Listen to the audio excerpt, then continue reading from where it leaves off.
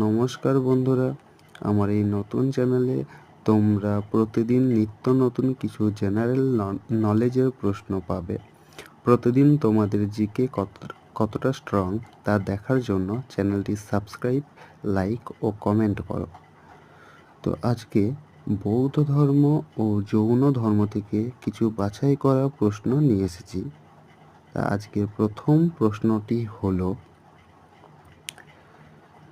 গৌতম বুদ্ধ জন্মগ্রহণ করে লুম্বিনীতে নাকি বৈশালীতে? তো এর সঠিক অ্যান্সার লুম্বিনীতে।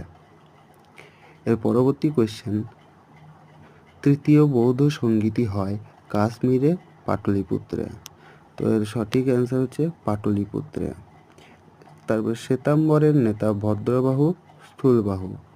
তো এর সঠিক অ্যান্সার হচ্ছে স্থূলবাহু।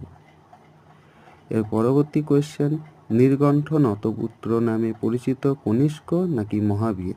তো সঠিক অ্যান্সার হচ্ছে মহাবীর। এর পরবর্তী কোয়েশ্চেন, গৌতম বুদ্ধ দেহত্যাগ করেন কুণ্ডগ্রাম নাকি কুশীনগর? তো সঠিক অ্যান্সার কুশীনগর। এর পরবর্তী কোয়েশ্চেন, বুদ্ধ যে ঘোড়ায় চেপে সংসার ত্যাগ করেন তা হচ্ছে কণ্টক নাকি শ্রেণিক? তো সঠিক অ্যান্সার হচ্ছে কণ্টক। এর পরবর্তী কোয়েশ্চেন, বুদ্ধের পিতার নাম কি, অলিত নাকি সুদবোধন?